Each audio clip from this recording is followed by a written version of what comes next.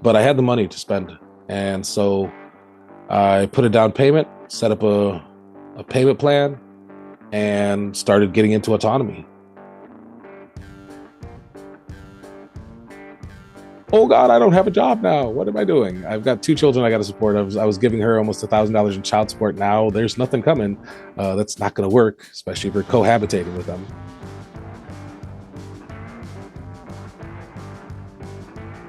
Two days later, I had a offer letter in my email, making $90,000 a year, $25 an hour base plus bonuses, 401k, medical. But that was how I became senior client relationship manager, vice president of sales. I'm the only salesperson there. And over the last 2.5 years, I've sold $2.5 million worth of legal services. Just this week, so far, I've helped 4 clients move forward with legal services and closed $17,000 in sales so far this week.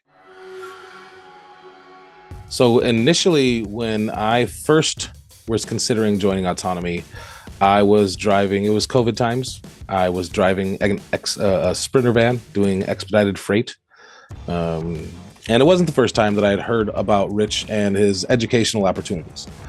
I think I first learned about Rich back in 2016, maybe 17. And he was discussing, I believe it was the tragedy and hope community at the time, as well as the concepts of the trivium.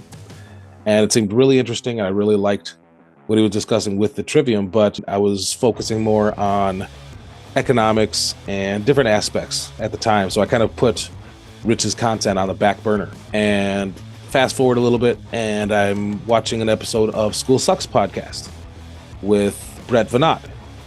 And Rich is on again, and they're discussing his other educational opportunities, as well as I think it was the precursor to Grand Theft World, where I think they were still talking about the Peace Revolution.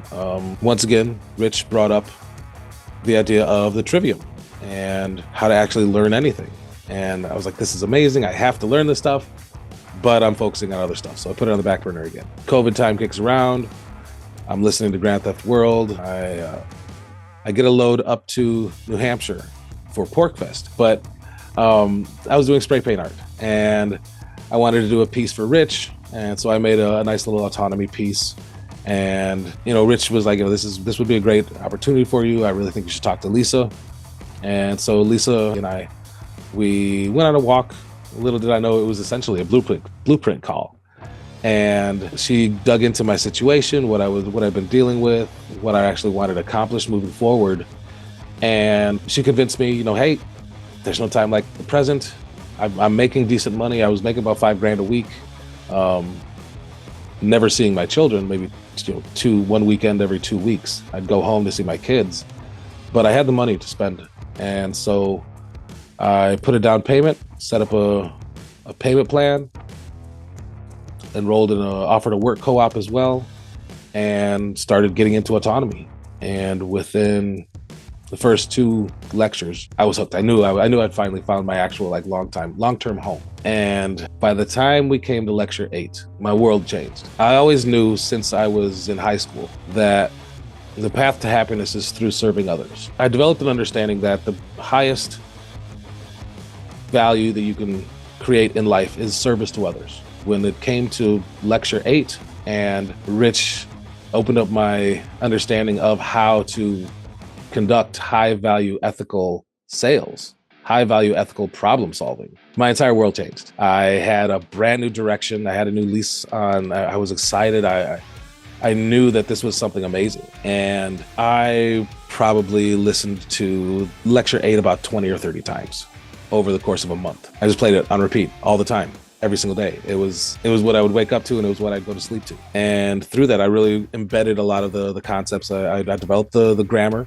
I started applying some of the concepts. I started really delving into the logic behind it, and it all fit with the morals that I had developed. Everything that Rich really had outlined in his sales process made sense. And so after I graduated, I was hopping around jobs, and I called my boss, and I was like, hey, I got to get off the road. This is my last week. Get me a load back to Chicago.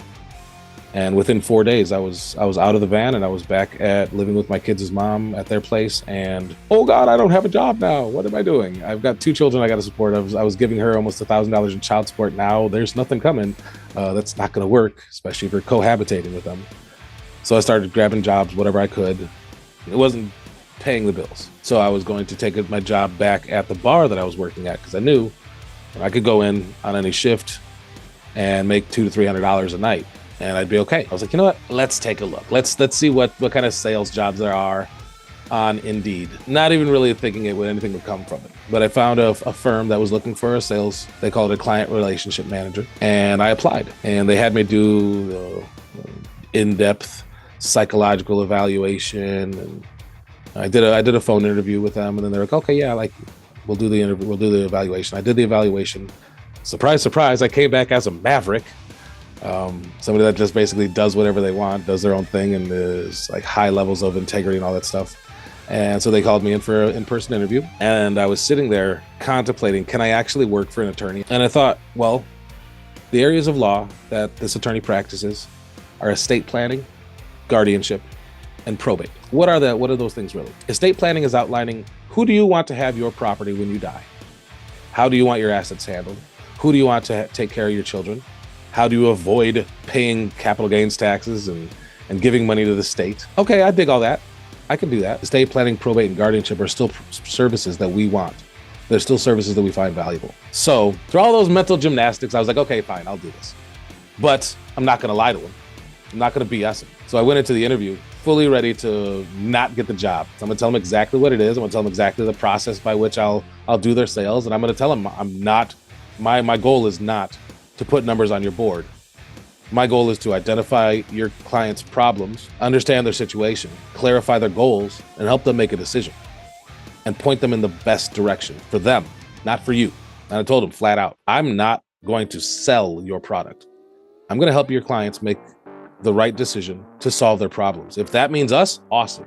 If it doesn't mean us, I'm going to point them in the right direction. And I don't care what you think about that. 2 days later, I had an offer letter in my email, making $90,000 a year, $25 an hour base plus bonuses, 401k, medical. But that was how I became senior client relationship manager, vice president of sales. I'm the only salesperson there. And over the last 2.5 years, I've sold $2.5 million worth of legal services. Just this week, so far, I've helped 4 clients move forward with legal services and closed $17,000 in sales so far this week. And I've got 5 clients pending. I've got 6 more discovery meetings to do tomorrow. I did 5 today.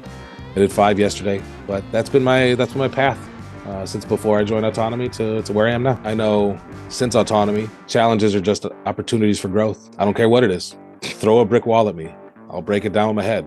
Whatever happens to happen, I know that nothing will stop me, except for me, if I really want to do something. So being able to overcome anything, the anti-fragile mindset, I know it's definitely there now. Has it always been there? I don't think so. But I was a Marine. There is no quit. So maybe since the Marine Corps have I developed that idea, and really it was this unformed blob, and now it's a fully fledged out mentality and ideal. Past season, I've really expanded different aspects of the sales process and the whys, and it's really been a foundation for me to actually create my own sales course, which I'm pretty sure is why Rich started having me do it once he was like, oh, you take really good notes, you give really good feedback. Okay, you want to do this? Because start doing this, you're going to start making you're going to have enough content and enough understanding and knowledge to make your own course. I've had a lot of amazing students come through. And there's been so many students that they get it. They understand the purpose, and it's probably one of the most rewarding things I've done next to being a father. Being able to help people understand how to help people. It's amazing. I could not ask for a better opportunity, and it makes me a better high-value problem solver in my own right.